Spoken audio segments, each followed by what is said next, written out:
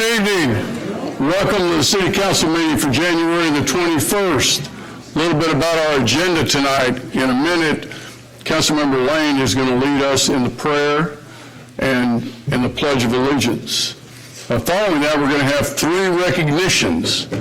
And I'll actually come off the dais, come down front, and we'll do all 3 recognitions there. Following each one of the recognitions, we will have a picture up here in the front. So I know we've got this side of the room is here for participating in our 60th anniversary. Thank you very much for that. There's a lot of history out there. Mayor Little, welcome back to council chambers.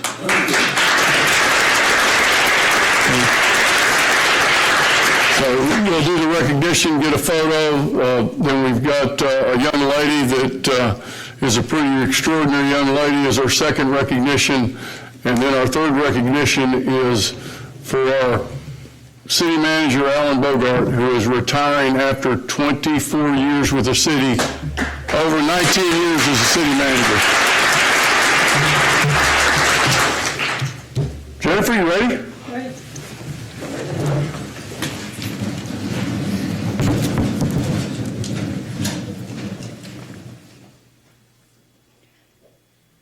My Creator, my Savior, my power. It's truly a miracle to live in this beautiful planet, to be in the best country, in the best state, and the best city in this great state of Texas. For the city of Sugar Land, the soil has been prepared, the seeds have been planted, and the people have come. This evening we embark upon a new chapter in our city's history. Lord, I ask that you bless our beloved Alan Bogart in his future endeavors.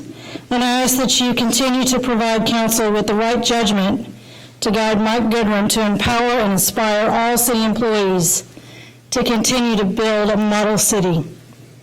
And Lord, I ask you to cast a shield of protection over our men and women that put their lives on the line for us every day. Amen. And now for the pledge. I pledge allegiance to the flag of the United States of America and to the republic for which it stands, one nation, under God, indivisible, with liberty and justice for all.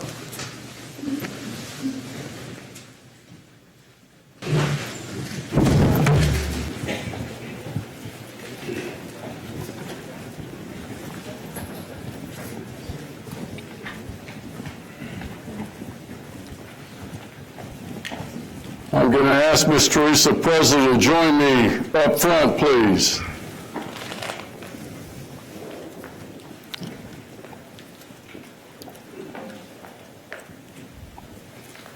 Teresa, explain a little bit about what we're doing and why we're honoring these folks. Absolutely. Thank you, sir. So to commemorate our 60th anniversary, one of the things that we wanted to do was capture a lot of our either modern history or historic activities that have happened here throughout the city, and what a better way to do that than to actually listen to the people who have lived them. So we put together a program called the Oral History Project, in which we had transcribers actually interview some of our residents, and then we took artistic portraits by renowned photographer Carryovers to actually display the images along with their histories and their stories onto the city's website. Those documents will live forever in our archives, and they actually act like a capsule, a moment in time, which is phenomenal. And I think we have, out front, we have a banner. Absolutely, sir. Right here in Sugar Land Town Square in the plaza, and that banner has pictures of all of the people that have been part of that extraordinary journey, which takes us from founding Sugar Land all the way through to where we are today. Absolutely, sir. The exhibition of the banner was here in Town Square, and we transitioned it over to the Sugar Land Auditorium, where it's available and up for display. But like always, everything is archived on our website right now, so anybody who is interested in learning more about each and every single one of these individuals' story, how they made it to Sugar Land, their perception of Sugar Land, and just how they feel about being a community member is all available online. Yeah. So I think everybody knows, December the 29th of last year was our 60th anniversary. I have the pleasure of being the mayor, and I'm actually older than the city is. So That was a particular data point for me when I was thinking about that. At this time, what I'd ask is that all of those that participated, if you all would please come forward so we can get a picture. And we'll be right down here in front of the dais. Council, if you stand, matter of fact, if the council just come down and be part of the picture.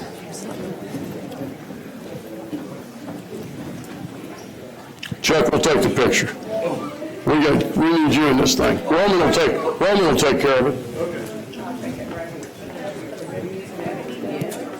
Oh, well, you're tall. You're in the middle. I'll get it right. Okay. Come on, Mary, you're up in front. Right up here. Sir, let me Yes. pose you. I'm going to get on the end. Yeah, I'll get on the end. The mesh just fit in there somewhere. Come on, folks. Don't be shy. We got plenty of room up there.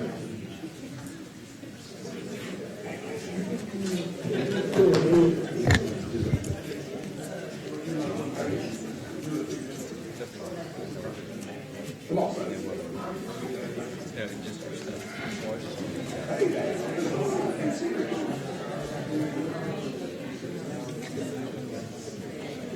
Come on, we've got some spots right down here.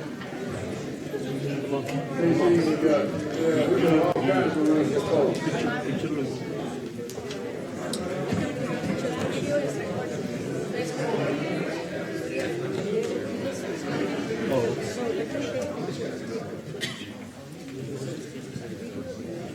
You know I'm used to this like I am. You don't run off. You got it? Now, will they get you in there too?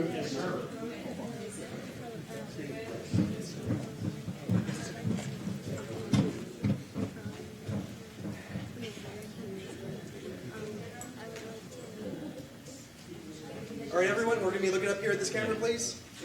We're going to take a couple of shots since we've got a big crowd. All right, 1, 2, 3. 1, 2, 3. 1, 2, 3. All right, last one. 1, 2, 3. Great, thank you very much. I'm going to let you.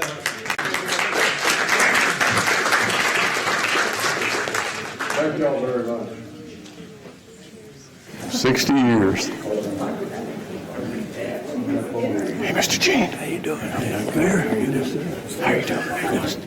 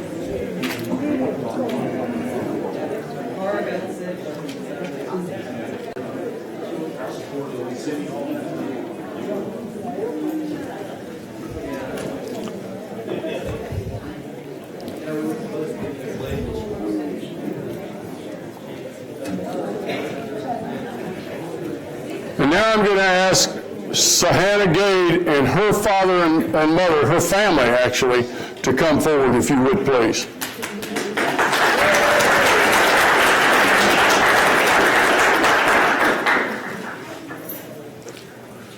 Sahana is being recognized tonight as part of the Food Network Kids Baking Championship.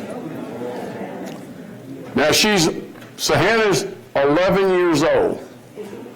She's among 12 bakers ranging in age from 10 to 13 that was selected to compete in the Food Network's 8th season of the Kids Baking Championship. She's the youngest baker among the 12 contestants and is entirely self-taught. Although many of the contestants that interview for the show more than once before they are selected, she was selected the first time that she auditioned. They're guided through 10 weeks of challenges. that show off their creativity, their baking skills, things like desserts, 3D dinosaur cookies, a Neapolitan dessert, were you right up my alley, desserts, ice cream cone cupcakes, and trifles. And now I'm going to turn the mic over to Sahana, who's going to say a few words to all of us. Sahana? Thank you, everyone. Thank you for letting me have this wonderful opportunity to be up here today. I would like to say thank you to Mr. Zimmerman and the council members, and thank you to Miss Cindy Dees. I would like to say thank you to my family for being very supportive. I would like to say thank you to my teachers for always being there for me. I would like to say thank you for Miss Moncrief for coming here today and being very supportive. Thank you to my friends for being very courageous. My time on last year was a very eventful year. I competed in Scripps National Spelling Bee, and then I competed in Food Network's Kids Baking Championship. I also won a few Fort Bend ISD awards. My time on the show was a very wonderful time. I met a lot of my friends, and I learned a lot of life lessons. I learned that I had to follow my passion and always never give up. After my time on the show, I came back and I started my own business because I wanted to spread the sweetness and joy of baking. And then I'm going to participate in charitable events, helping terminally ill children have the best time of their lives with my baking. So I just want to say thank you for everybody to listening to me today, and thank you to my family and my friends and my teachers. Thank you, Mr. Zimmerman. Can you introduce your family? This is my dad, Surya Gade. This is my mom, Sudha Gade. This is my brother, Yuva Gade. And this is my other brother, Veer Gade. And that's my uncle, Hanuman Gade. That's my aunt over there, Geetanjali Gade. That's my cousin, Sarya Gade. And that's my cousin, Sahasra Gade. So that's my family, some of my family. Thank you. Thank you.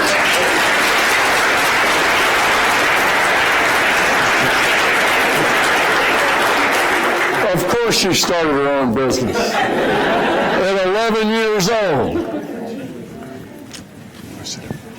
Council, why don't you come down? It'll be a lot easier. Samples?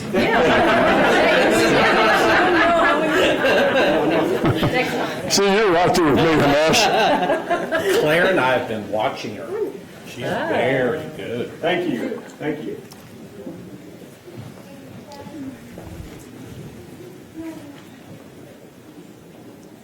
Okay, great. Everyone look up here, please. We're going to take 3. 1, 2, 3. 1, 2, 3. Last one. 1, 2, 3. Fantastic. Thank you. Before you step down, we got a proclamation.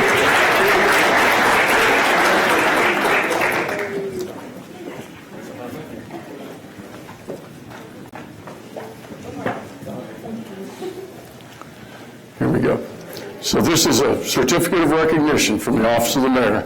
This certificate of recognition is presented to 10-year-old Sugar Land resident Sahana Gade in recognition of her selection as a competitor in the Food Network's Kids Baking Championship, Season 8.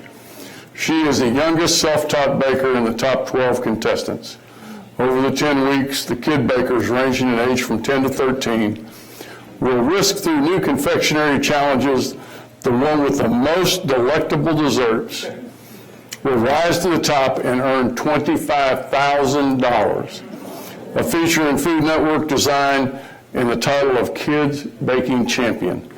In addition to her exceptional baking abilities, she competed in the 92nd National Spelling Bee 2019 competition, was the Fort Bend ISD District Spelling Bee Champion in 2019. Don't stop there. Won her school science fair and GT showcase, and in Taekwondo is training for her black belt. Recently, Sahana launched her own business, Sweet Treats de Sahana. Congratulations, young lady. Thank you. You're very welcome.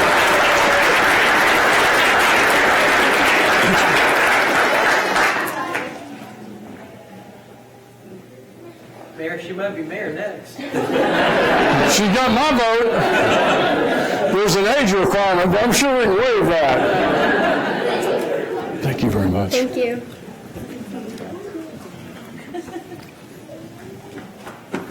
I wish I could speak that well when I was that age. And now we come to something that's a little bit bittersweet. This is in recognition of, we've got our state representative, Rick Miller. Rick, if you come down and join me. Rick is going to do a recognition of Alan and his years of service to our city. Many of you know that Alan and his wife Claire have dedicated 24 plus years of their lives to our city. He's only the second city manager that's ever been in place in 60 years. So at this time, we want to recognize Alan. We want to recognize his wife, Claire. I'm going to ask Alan to come down off the dais. Claire, I'm going to ask you to come up. Rick, let me give you, where'd the mic? There it is. There it is. Can you hear me back there? There you go. Alan's on his way down. I just want to say a few words about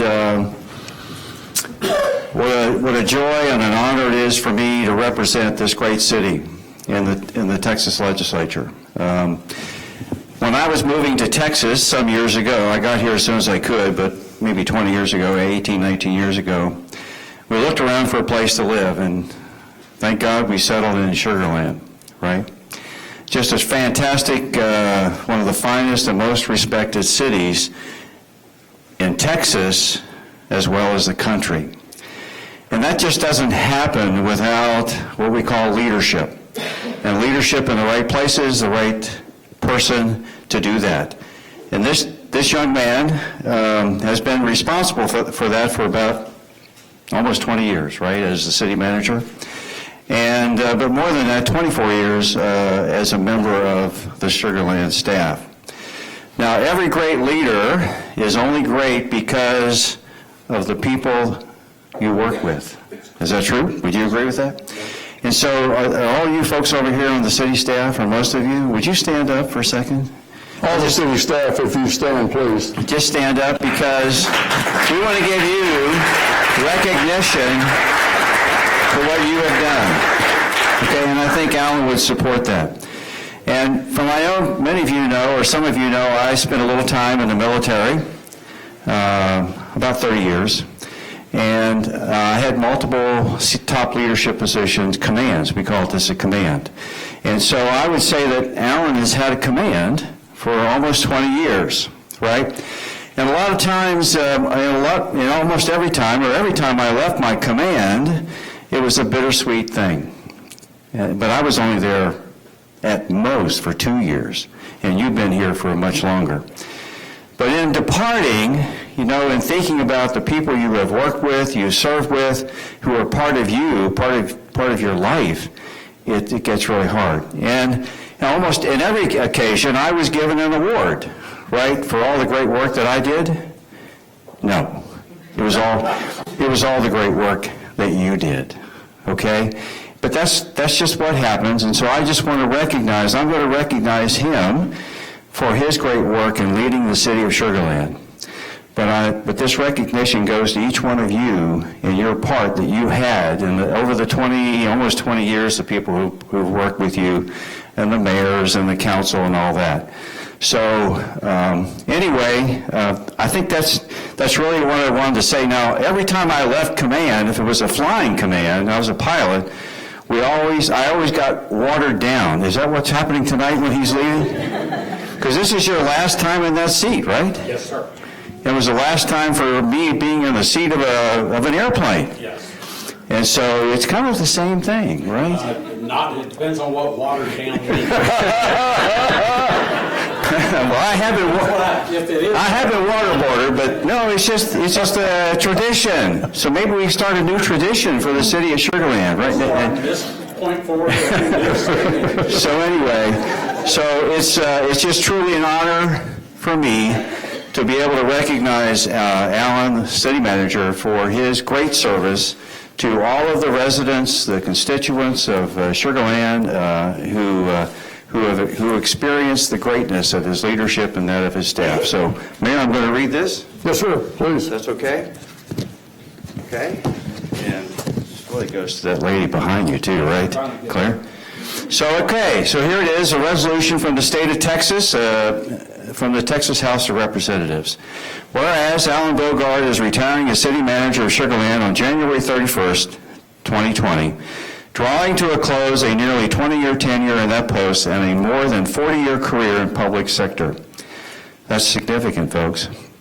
And whereas Mr. Bogart acquired experience as a city manager of Keller and Winsboro and as a municipal leader in Plano and Dallas before joining Sugar Land as a deputy city manager in January 1995. Since assuming the office of city manager in 2001, he has excelled in his efforts to implement the council's vision for Sugar Land and helped earn the city recognition as one of the best and safest places to live in the country. And as I said earlier, one of the finest and most respected in this state and country. His other achievements have included overseeing the completion of the award-winning Sugar Land Town Square, helping to attract new companies to the community, and maintaining an impressive fiscal record. He has also led the city through a period of significant population growth, and during his time in office, Sugar Land has become a burgeoning center for employment, education, healthcare, and entertainment. And whereas an alumnus of the University of Texas at Arlington, Mr. Bogart received his master's degree in public administration from North Texas State University. In 2005, he was honored with the Administrator of the Year Award from the Texas City Management Association, and in 2019, he received the Award for Career Excellence from the International City County Management Association. In addition to his professional accomplishments, he has shared his time and expertise as president of the Sugar Land Town Square Development Authority, as a board member for Tax Increment Reinvestment Zone Number 1 and the Greater Fort Bend Economic Development Council, and in various other roles. And whereas through his skill, dedication, and professionalism and leadership, Alan Bogart has helped set Sugar Land on a course due to an even brighter future, and he may indeed reflect with pride on a career well spent as he embarks on the next exciting chapter of his life. Now, therefore, be it resolved that Alan Bogart be honored for his outstanding service as city manager of Sugar Land, and that he be extended sincere best wishes for continued happiness. Under my signature, State Representative, District 26. Well done, sir. God bless you.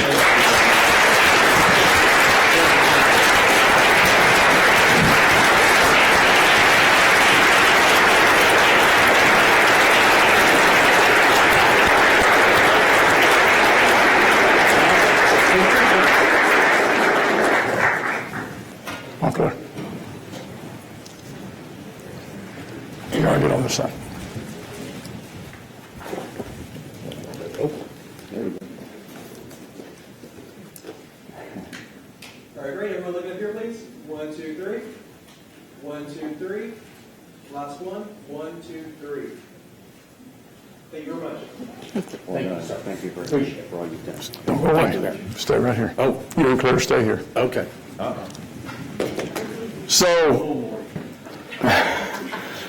he really doesn't like this, but this gives me great pleasure in doing this because he's done the same thing to me.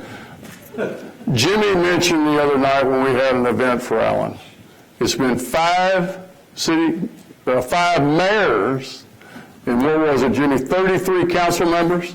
That's how many people Alan has onboarded to the city.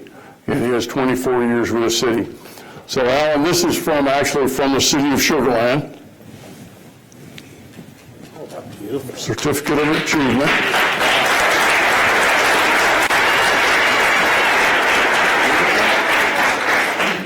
And this is congratulations. Success at the city of Sugar Land is a result of people taking action. Indeed, our true strength comes from the continuous flow of initiative, skill, and insight from you and others who demonstrate the city's championship workforce. At this important milestone in your career, we want to acknowledge your public service commitment to the city of Sugar Land. Thank you for adhering to the guiding values of CHAMPS. Your willingness to reach and improve reflects the personal qualities we seek in our employees. Throughout the city, our champion employees encourage valued behaviors, honest and open communications, accountability, recognize the multicultural workforce and community, place people first, and demonstrate superior service. These are the values that we hold dear, that represent a championship workforce and enhance the reputation of not only our city, but of you and Claire, and what our citizens have come to expect. In recognition of your service, we are pleased to present the enclosed Employee Service Awards package. With this award, we recognize your achievement. Alan, thanks to you and Claire for 24 plus years of service to the city of Sugar Land. Thank you very much.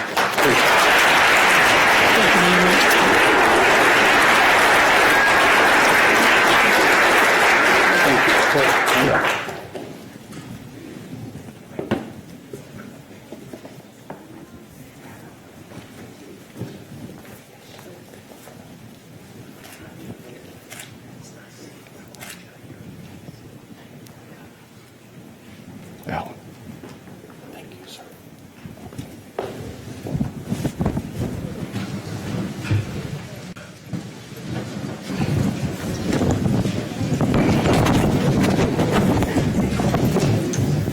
We're going to give everybody a chance to hear.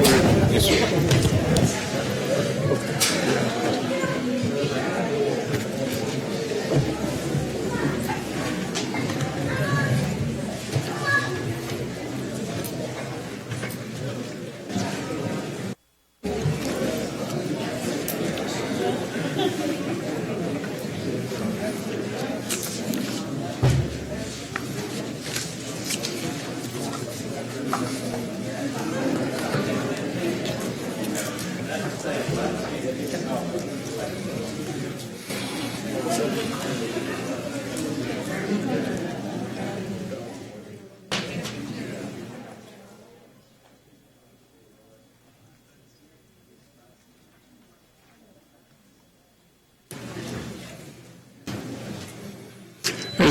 As people are moving out, we talk a lot about what makes Sugar Land great. You just witnessed three great examples, three recognitions of what makes Sugar Land a great community. It's the people that live here, it's those that serve, and it's the staff that we have the pleasure to work with each and every day. We're going to move now on to item number 1, the public comment. This is for people that want to speak on one of the items that is not a public hearing. If it is a public hearing item, if you'll wait till that item. Anyone that wants to speak on any of these items. We'll move on to item number 2, review of the consent agenda. Item number 3, the consent agenda. These items are going to be taken as one motion unless a council member wants to pull one. If that's the case, we'll pull that item, we'll take it next. Motion approved, Mayor. Got a motion by Gandhi. I got a second by McCutcheon. If you vote this time, please.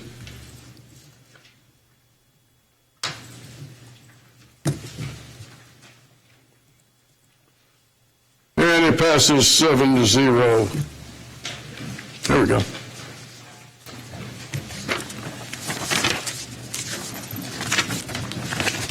Item number 4, budget, 4A, first and final consideration. Consideration of an action on the City of Sugar Land Ordinance number 2189, ordinance of the City Council of the City of Sugar Land, Texas, amending the fiscal year 2019-2020 budget for the City of Sugar Land, Texas, to provide that the revised budget address funds relating to certain capital and operating budget matters, and that that amendment be adopted as the budgeted amount for those funds. We have Ms. Jennifer Brown, our Director of Finance, and Rosita Bashoon, our Budget Manager. Jennifer. Good evening.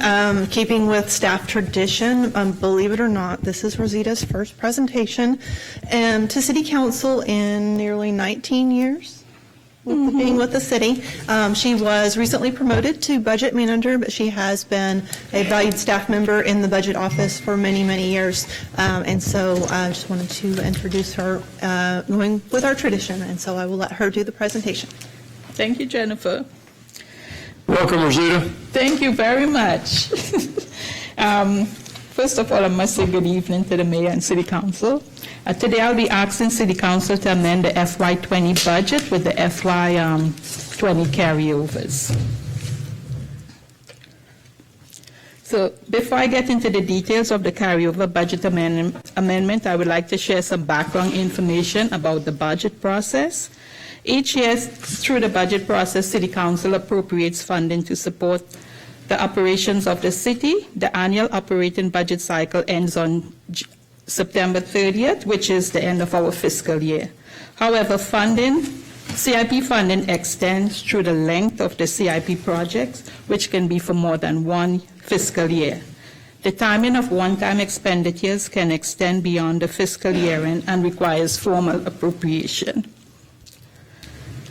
One-time funding from the prior year that requires an appropriation is referred to as a carryover item. City Council may approve other amendments during the fiscal year. All budget amendment must be formalized through an ordinance process according to City Charter. The Budget Office normally brings these ordinances forward twice during the fiscal year. Because of the city's overall focus on financial resiliency and creative constraints, this has allowed the city to end the fiscal year much better than anticipated. The city's conservative and strategic approach to financial management helps to reinforce its AAA bond rating and its financial health. So here are the operating results of the major funds. The general fund ended with a higher fund balance of $4.9 million. The utility fund ended with a higher fund balance of $4.17 million. The airport fund ended with $672,000, while the solid waste fund ended with $119,000, all higher than anticipated ending fund balances. These excess fund balances are utilized to fund the carryover requests. Here is a summary of the carryover items. In the general fund, the request totals $1.1 million and is offset by revenues of $154,000 in revenues. So the general fund will end with net of carryover of $3.9 million. The utility fund has requested $1.6 million, and the ending fund balance net of the carryovers will be $2.4 million. Airport has requested one carryover item for $27,000 and is for U.S. Customs renovation. Net of carryover, the revised fund balance is $645,000. Solid waste ending fund balance is $119,000 and will remain the same as there are two carryover requests for remediation, which totals $35,000, and these expenditures will be offset with reimbursements from the vendor. There are 12 ticket writers being purchased from the Core Technology Fund, and please note that this budget amendment will appropriate fund balance from the prior year of $22,000, and in addition to the saving realized in the fiscal year, FY19 fiscal year of $3,600. So with an ending fund balance of $6,000 after the budget amendment in the Core Technology Fund. The city will be spending the remaining balance of the CDBG program funds with revenues of expenses of $193,000. So this here is a list of the carryovers in the general fund. These total $1.1 million and is offset by revenues of $154,000 from grants and insurance reimbursements. The utility fund has requested $1.68 million. Much of it comes, it's accounted for for asset management, and it totals $1.1 million. We have a wastewater master plan for $349,000, water meter replacement for $187,000, and $25,000 for an elevated storage tank maintenance. So since the beginning of the fiscal year, there were several budget amendments that were approved, and these were all incorporated into the respective income statements. There was one budget amendment for the grant acceptance for Homeland Security grant for $23,000 for both revenues and expenditures. In October, City Council approved bond refunding, and these were for two issues, one in the debt service fund that refunded 6 MUD issues, and one for the 4B Corporation that refunded 3 series. And just wanted to note that the FY20 annual debt service budget for these two funds will be revised during the FY19 projections. There were 3 CIP-related budget amendments that required additional funding. One was for the lift station rehab for $244,000, and this was funded through the CIP fund balance. The second one was for Riverbend Sluice Gate for $35,000, and this was funded by contingency from the general fund. Oyster Creek Bridge required $179,000, and this was funded through the airport fund balance. So this item was reviewed by by the Finance and Audit Committee at its last meeting, and we are asking City Council to approve the first and final reading of this ordinance, which will amend the FY20 operating budget. So. Thank you, Rosita. Stuart, would you or Michelle like to speak to this, Stuart? Mayor, the Finance and Audit Committee went over this in great detail with Ms. Bashoon, and we were comfortable and content with our understanding and the appropriateness of the amendments. That being said, I move to approve the amendments as submitted. Got a motion by Jacobson. Do I have a second? Got a second by Kermali. Your vote is this time, please.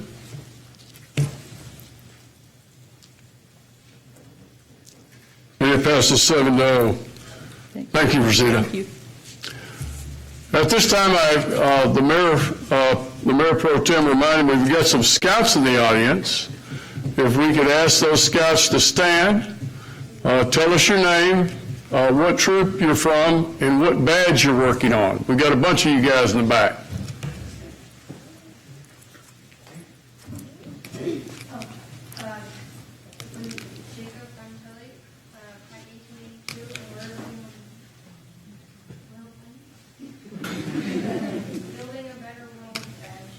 Thank you, Jacob. Next. Hi, my name is Xavier. I finished Act 1882, and I'm working on the Building a Better World. Thank you, Andrew. Hi, my name is Austin Goss from Act 1882, and me and my friends are working on the Building a Better World Pact. Thank you, Austin.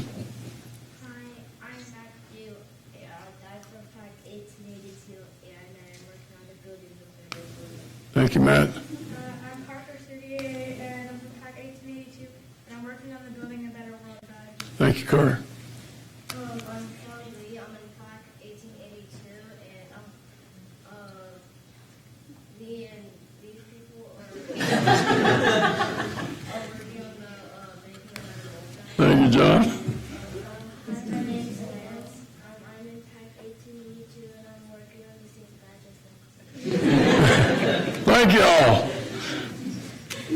Item number 5, donations. 5A, consideration of an action on acceptance of a donation in the amount of $4,369.65 for 250 native hardwood trees from Keep Sugarland Beautiful planted at Brazos River Park. We have William Hashdick, our Assistant Director of Parks and Rec. William. Yes, sir. Good evening, Mayor and City Council. Just a little background on the subject. Keep Sugarland Beautiful, KSLB, is a nonprofit organization in affiliation with Keep America Beautiful and Keep Texas Beautiful, which educates and engages everyone to take responsibility for the environmental health of our community. Since 2007, with the assistance of Parks and Recreation Department staff, KSLB applies for an Apache Corporation tree grant in the summer of each year. Once the grant is awarded, KSLB and our staff organize the Trees Across Sugarland planting event in the late fall, typically the first weekend of November. I do want to say it's been a pleasure working with Vicki with KSLB. She wasn't able to be in attendance tonight, but it's been a pleasure working with her all these years. We're going to recognize that the event in 2018 did win a Project of the Year award from Houston Area Urban Forestry Council. This past fall, KSLB donated 250 5-gallon native hardwood trees received through the Apache grant, along with miscellaneous supplies for the 2019 Trees Across Sugar Land event. Over 160 volunteers from KSLB assisted at the tree planting event, as well as approximately 10 city staff members, Parks Public Works, including employees who volunteered their time as part of the Sugar Land Employees and Early Development Committee, volunteering their time.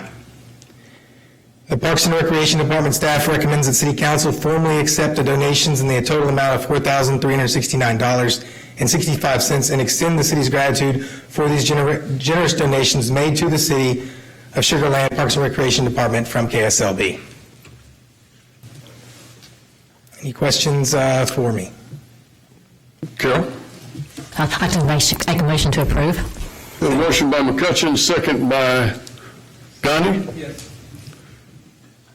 Your vote this time, please.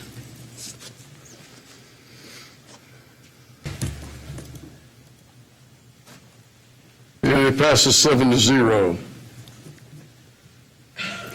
Item number 6, ordinances and resolutions. 6A, first consideration. Consideration of an action on City of Sugar Land ordinance number 2188. An ordinance of the City of Sugar Land, Texas, establishing spacing requirements for freestanding monument signs located on certain parcels of land in connection with the State Highway 6 widening project, CIP number ST1404, and establishing other provisions related thereto. We have Brian Norton, our real property manager, and Timothy John, our assistant city engineer. Timothy. Good evening, Mayor and council members. Tonight, as tradition calls for, we have a city employee that has not presented to council. He's our new real property manager. His name is Brian Norton, and he and I will be co-presenting tonight for this ordinance number 2188. A little bit of project background. Highway 6 serves as a major thoroughfare for Sugar Land. We have a CIP project, ST1404, that's under construction now. This particular project required 77 monument signs to be relocated. All the signs have been relocated. It is not impacting construction or the contractor, so just for clarification, those have been removed. There are 4 parcels that did not meet the city development code because of this project, and those are related to parcels 14, 23, 24, and 25, and I'll have some maps in a minute to show you where these are at. The development code requires that signs on adjacent property must be 50 feet apart, and on the same property it requires them to be 125 feet apart. So going through the projects, we had ordinance number 2052 was approved by council May 2nd, 2016, and it did allow the deviation for these 4 parcels that had the signs to meeting the requirements. It had a 2-year expiration date of May 2nd, 2018. We have actually acquired and conveyed to the state of Texas parcels 14, 23, and 24, the monument signs, but there's one remaining sign or 2 signs on parcel 25 that's still in the process of being conveyed to the state. So parcel 14 is located at the intersection of Highway 6 and Flora Daniel Drive, and this is basically a time-wise shell. So there are 2 monument signs that need to be located away from the Highway 6 right-of-way into the private property. Normally, the distance requirement would need to be 125 feet. In this case, we're allowing them for this ordinance to be 109 feet. So it's establishing the same distance that's there now. For parcel 23 and 24, these are related to the entrance near Target, but this is at Kensington and Highway 6. And because these are 2 different parcels, the minimum distance requirement would be 50 feet. In this case, it's just shy of that, 47. So again, the ordinance is allowed to allow for this variance. And then parcel 25 is on either side. It's part 1 and part 2. It is at the entrance of Whole Foods on Highway 6, and it is 67 feet. And again, this would require a minimum of 50 feet for this location. So for your consideration this evening is ordinance number 2188. It would allow the same sign spacing variance as the previous ordinance. It only applies to the monument signs for parcels 14, 23, 24, and 25, and it has no expiration date set by ordinance number 2188. And at this time, I'm going to go ahead and hand it over to Brian to finish the presentation, and I will be able to answer questions. All right, thank you, Tim. Good evening, Mayor, council members. As Tim stated, my name is Brian Norton, your rural property manager. Here to discuss ordinance 2188. Tim pretty much went through the provisions of the ordinance. It allows the same sign spacing as 2052. It pertains to parcels 14, 23, 24, and 25. No expiration date set by this ordinance. Our next steps would be to do the first consideration being presented tonight, and then the second consideration at a future city council meeting. This ordinance, just to give note, this ordinance was an FYI memorandum submitted to the city council in early January related to the items here. We are requesting approval, first consideration of ordinance number 2188, establishing spacing requirements for freestanding monument signs located on certain parcels of land in connection with the State Highway 6 road widening project, ST 1404. At this time, Tim or I can answer any questions you may have. Questions, Ramesh? Yeah, thanks, Mayor. By doing this, we're not setting a precedent that, we're changing some of the development code, or there's an ability to ask for a variance of a, Or not. This was a variance that we're allowing because of our project. Yeah, and I'm pulling up the ordinance. It looks like in the recitals we do cover the fact that this was a relocation, and this is why we're laying this down. So in the future, when someone looks at this and they ask why there was a variance, at least you have some history here as to what was done. That is correct. Okay, all right. Motion approved, Mayor. You got a motion by Gandhi, you have a second. You got a second by Kermali. Vote this time, please.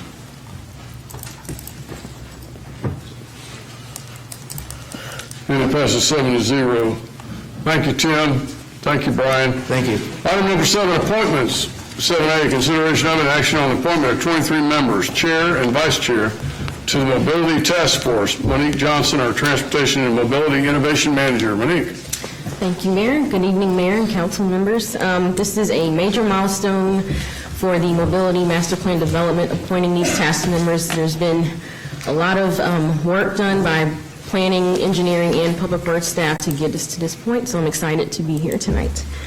So before we get to the appointments, I'll give a little bit of background about the project and also the creation of the task force, and then I will give a little summary of the recommendations from the IG committee, and then we'll get to the appointments. So the goal is to achieve superior mobility. This is in line with the city's comprehensive plan. We want to shift our focus from focus on moving people instead of vehicles. And we want to be able to provide Sugar Land residents, visitors, and tourists with multiple transportation options in the city. The Mobility Master Plan strategic project will allow us to develop a plan that addresses all modes of transportation and provides strategic guidance for mobility in the city. So the purpose of creating the task force is to receive extensive public input during the Mobility Master Plan development. Per policy, City Council appoints task force members. Back in September, City Council approved Resolution 1927, which created the Mobility Task Force, and it also identified the Intergovernmental Relations Committee as the recommending body of members of the task force, and including a chair and vice chair to council. And the resolution also outlines the roles and responsibilities of the task force. So some of those roles and responsibilities include serving as community advocates for the Mobility Master Plan throughout the duration of the project, participating in community dialogue and educating regarding transportation and mobility issues, providing input during the Mobility Master Plan development, so including any policy recommendations that come out of that, and also finally making a recommendation of the plan to City Council for consideration and adoption. So just to give you a refresher on the timeline and process, back in September 2019 through October 25th, we had applications available online for the public to apply. During that time, we held 2 information sessions for people who were interested in applying and to learn more about the project and as well as their role on the Mobility Task Force. In November 2019, IG reviewed all 33 applications, and in December of 2019, they recommended 23 members and a chair and a vice chair for council's consideration. So here is just a general representation of the task force members. This is a breakdown by mobility interest group. As we expected, there were several overlapping mobility interests, so this kind of sums up what we have represented out of the 23 members. Here's a summary of the representation by race and age group, and as you can see, it really reflects the diversity within the city of Sugar Land. And then here's a summary of the representation by gender in council district, and we ended up with a pretty balanced group of people represented for each council district as well. And so staff recommends the appointment of 23 members recommended by the IG committee to the Mobility Task Force in the appointment of a chair and vice chair. And I will take any questions if you have them. Thank you, Monique. At this time, I'm going to go ahead and read the list.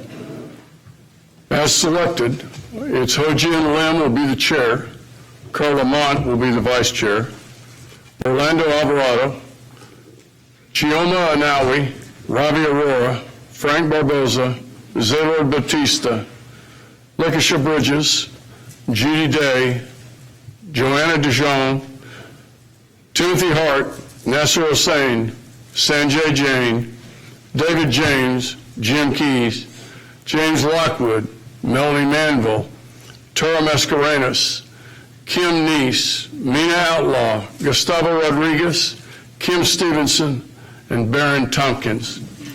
Can I have a motion? Motion approved. Got a motion by Kamali, second by McCutcheon. If you vote at this time, please.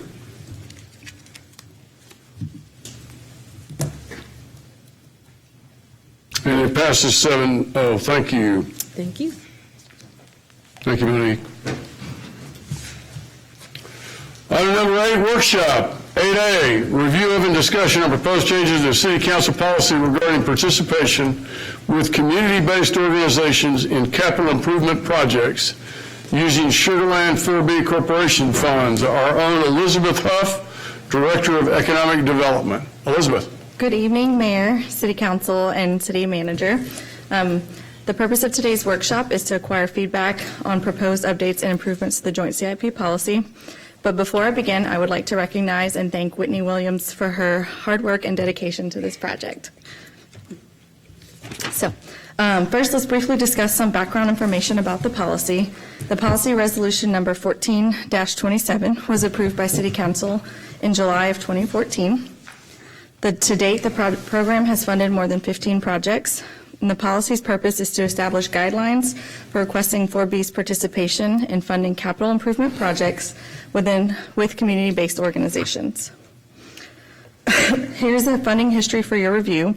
And as you can see, we have not utilized all of the allocated funds each year, but we've come close in most years. And then we also put together some pictures of completed projects over the years. So a lot of the projects have varied from landscaping and signage to fencing to upgrading fences to brick walls. Here's some more signage and then another fence. And then also the River Park, a dog park that was done in 2015. Oh, sorry.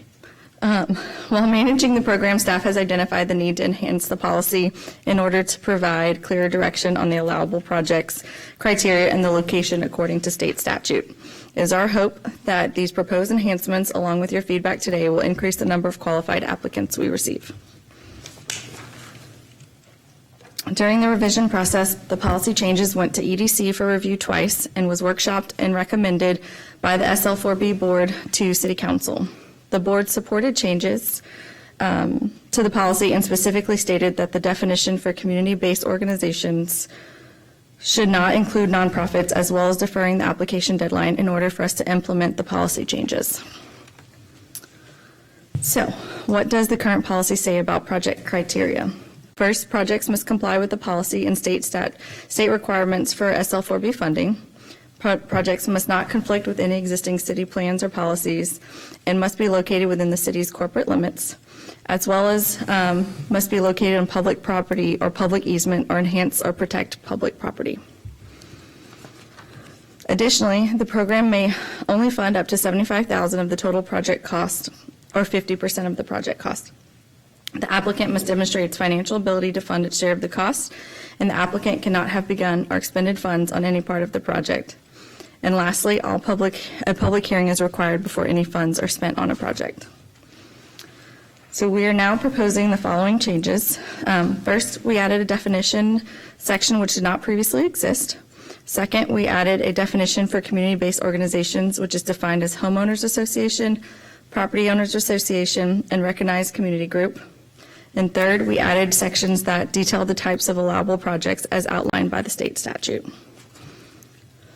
The changes also include clarifying that projects under the Local Government Code, Section 501.153, street and traffic improvements, must be located on a major collector street, arterial street, state highway, or freeway, or the applicant must demonstrate how the project will directly promote or develop new or expanded business enterprises, and allowing for their location of projects to include private property as long as it does not diminish or change the public benefit.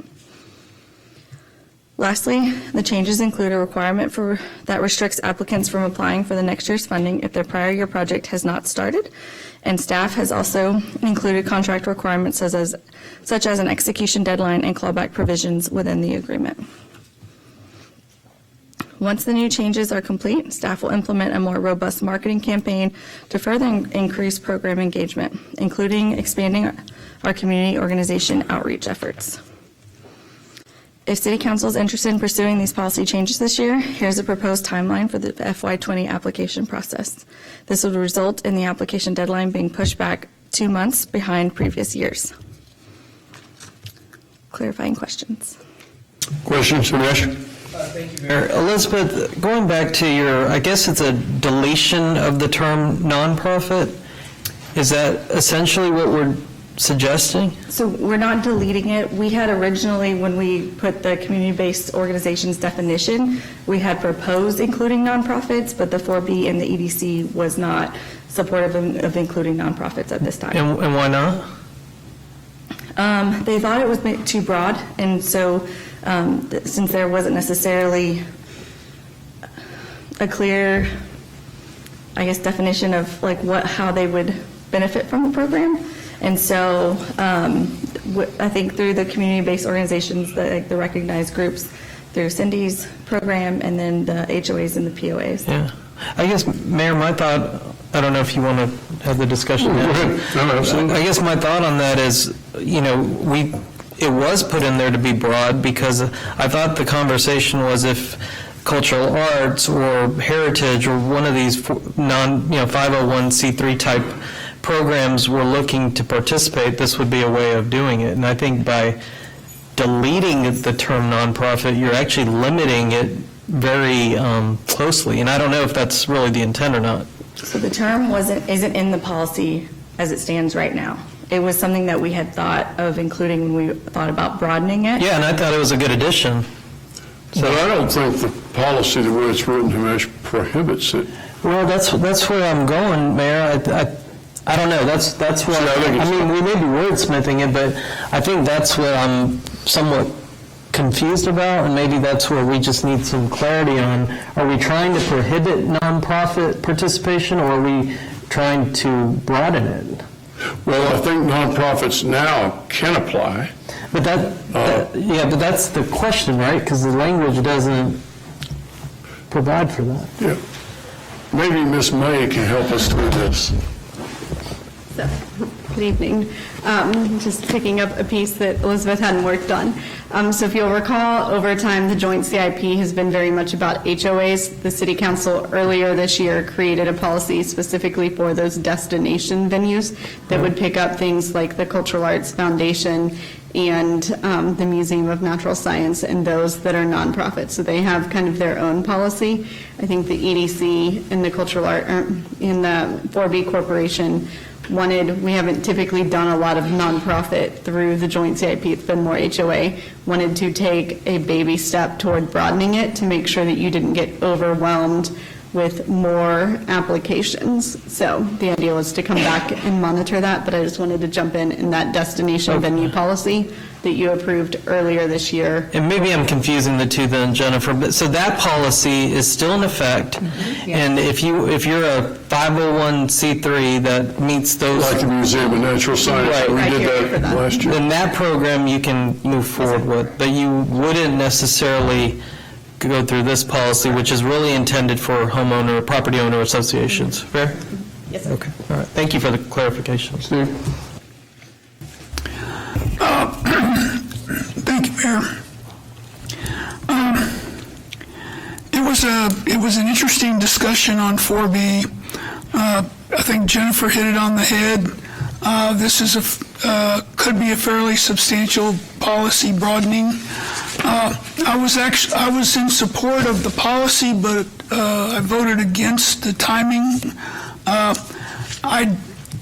didn't think it was wise necessarily to invite a whole bunch of people to come and apply and not raise the budget. I felt like if we want more people and we want to broaden this thing, then we should raise the budget rather than just invite a whole bunch of people to come and apply and then not be able to afford to accommodate them.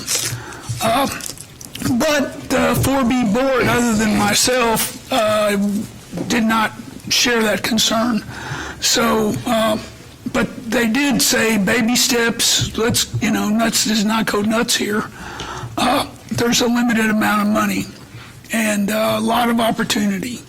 So that's kind of where that came out. Carol? Yes, just to echo what was already been said.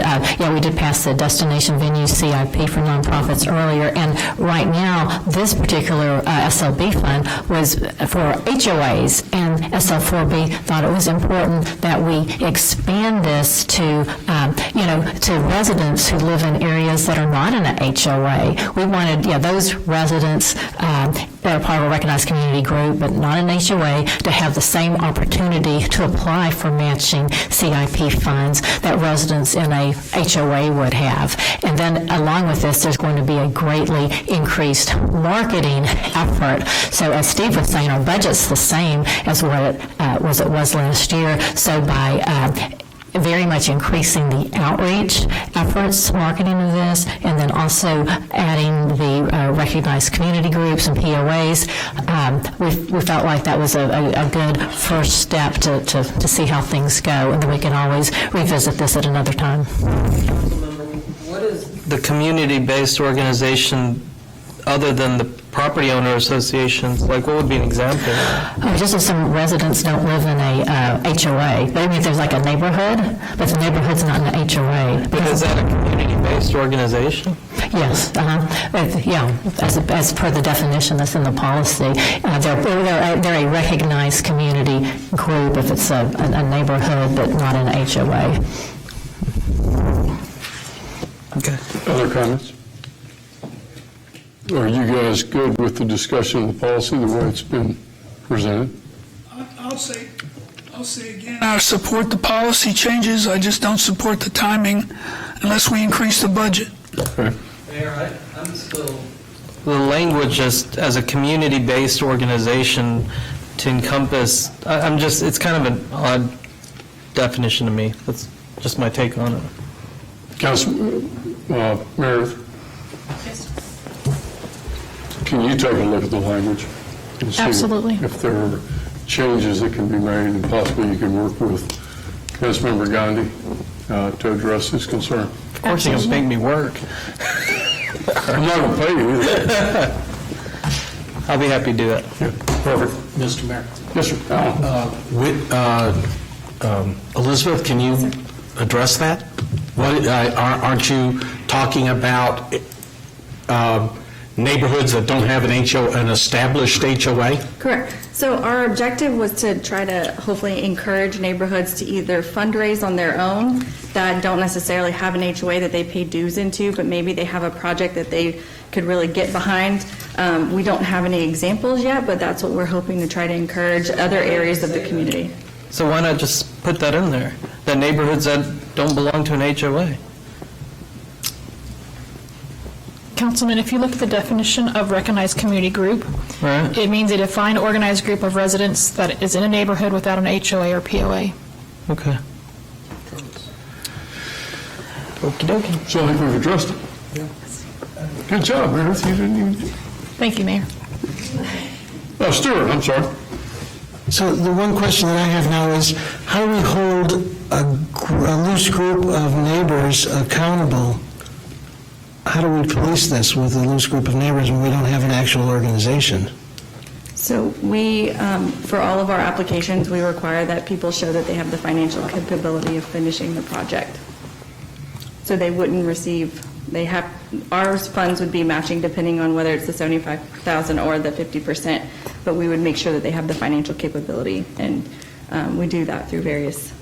And they enter into an agreement with the city. Correct. There's a contract and there's clawback provisions is what we're also at, strengthening our contracts with them.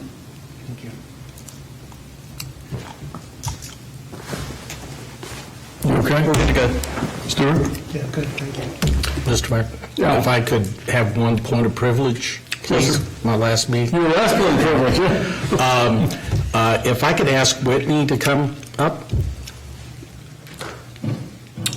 I had the opportunity to meet with and spend time with Whitney this last year as she served as one of our management assistants. As y'all know, we have that 2-year program, and I was very impressed with Whitney, and I was so proud to hear that Elizabeth was smart enough to see her worth and ask her to join her team. And Whitney, would you tell me what position you're in now? Yes, Economic Development Coordinator.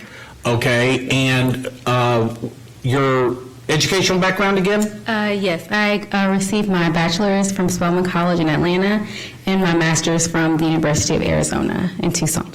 And we're very proud to have you working here. And this is the type of work that you're working on, helping Elizabeth. Yes. Thank you very much. Thank you, Mayor. Thank you. Thank you, Alan. Thank you, Whitney. Thank you, Elizabeth.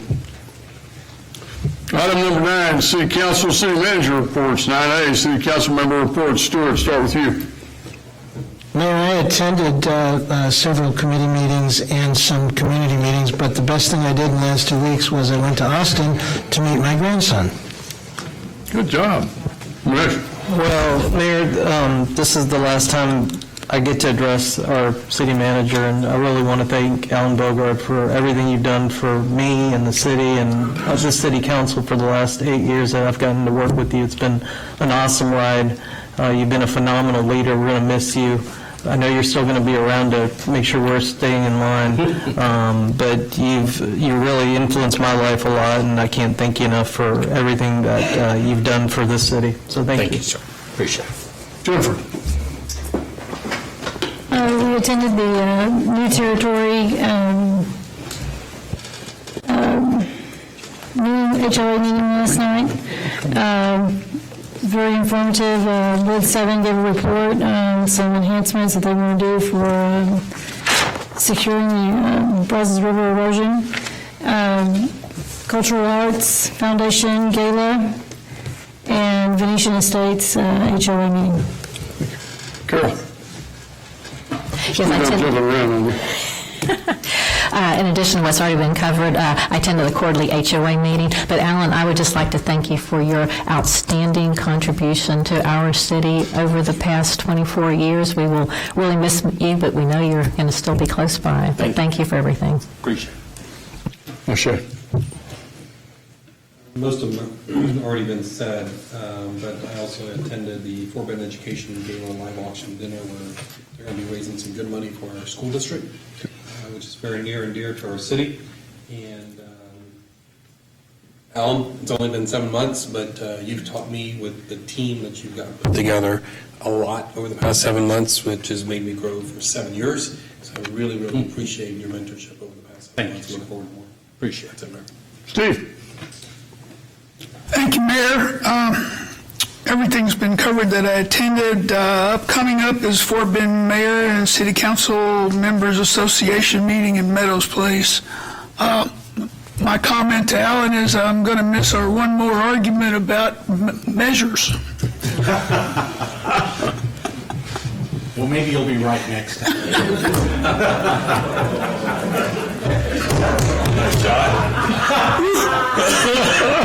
Just teasing. You said we argued.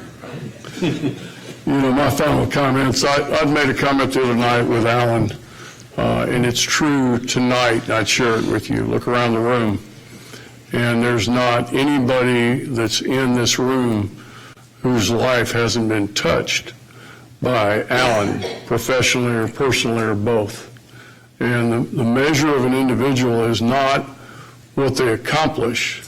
Measure of an individual is in the relationships that they build over time and the influence that they have on other people's lives. And Alan has certainly had an influence on Nancy in my life, he and Claire both. It's been a pleasure. It's been a great ride. It's been something that I know Alan's not going to be anywhere. I know he can pick up the phone. I've got his personal cell number. I'll share that with all of you at another council meeting. But it, as I said, it's in the way he carries himself, the ethics. It's not just the knowledge. Everybody can acquire knowledge.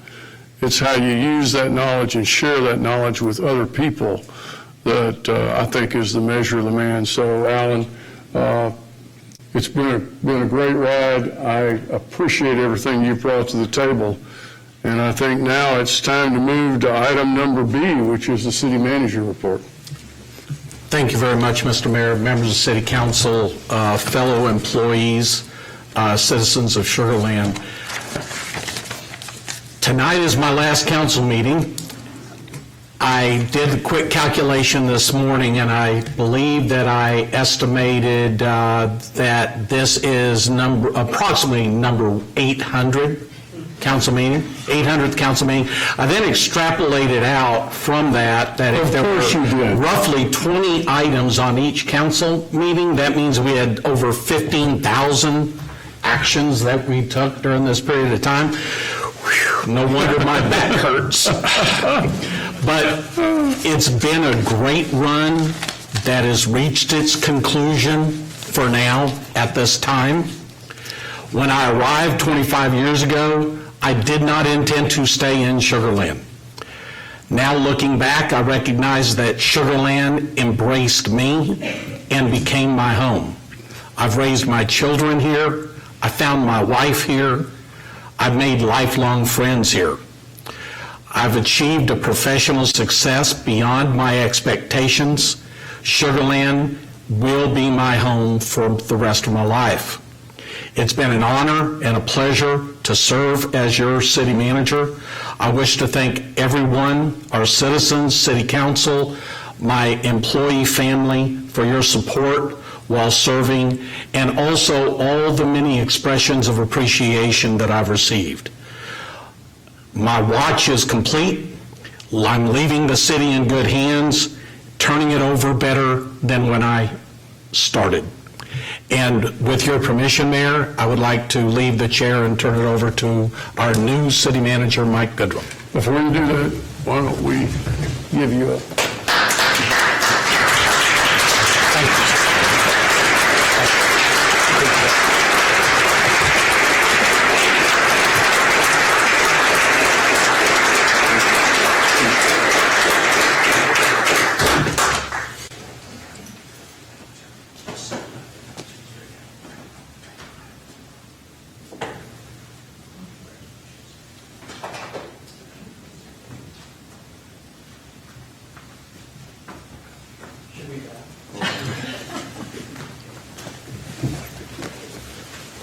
Ladies and gentlemen, our new city manager, Mike Goodwin.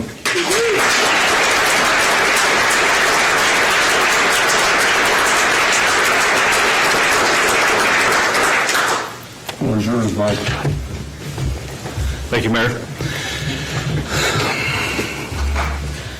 I'll just add a few comments. First and foremost, I'm humbled by this opportunity to serve our tremendous residents, our tremendous employees, and I want to thank the mayor and the city council for giving me this opportunity.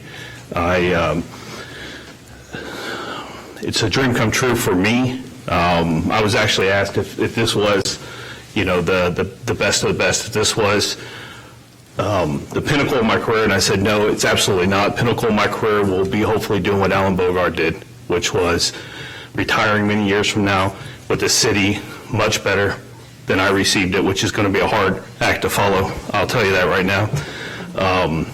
But I want to thank the mayor and the council for this opportunity. I want to thank the staff that I've had the opportunity to work with, because you do not get in this seat without working with exceptional people. And I look out at this room and realize that I've been able to move to a point in my career that I just dreamed of because of your work and because of how amazing you are, not because of my efforts. I want to thank staff.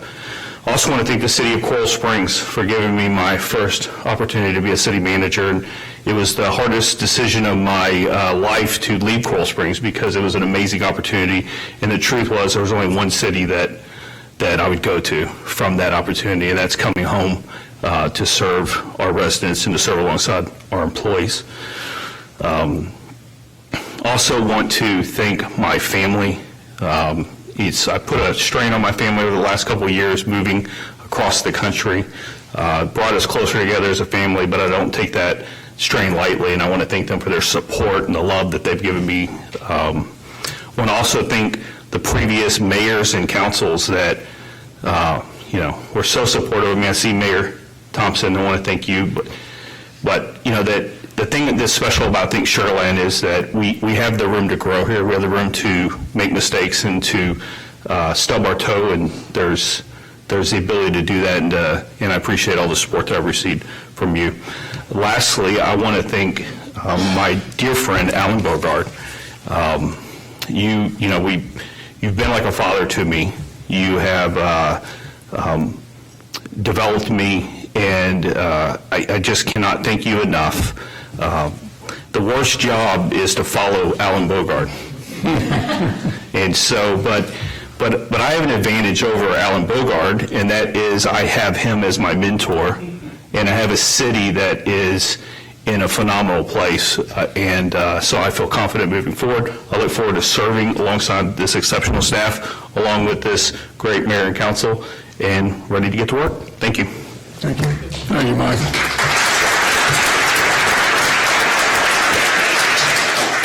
I think that concludes our business. Do I have a motion to adjourn? So moved. Thank you all. All right, good job. Mike, congratulations. Look forward to working. Stuart, you did it, man.